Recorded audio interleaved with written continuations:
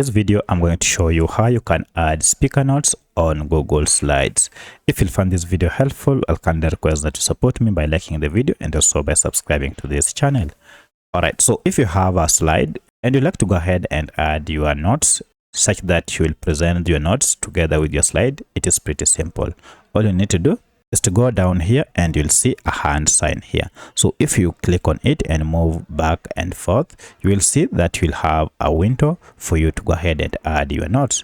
If you click here, now this gives you an opportunity for you to add speaker notes. So from here, you can go ahead and add anything. And once you have added it, it will be captured on that slide. Now to present this slide together with your notes, just head over to this slideshow and then click on this down arrow here and choose the option presenter view.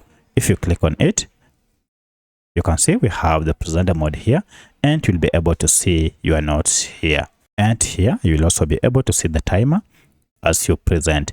You can also go ahead and either choose the next or even the previous presentation by just clicking here. Should you want to see all the slides, you can also just click here and you'll be able to see all the slides that you have on your Google Slides.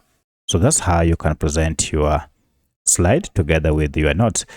If you have any other question, kindly let me know in the comment section. Otherwise, thanks for watching and let's meet in the next video.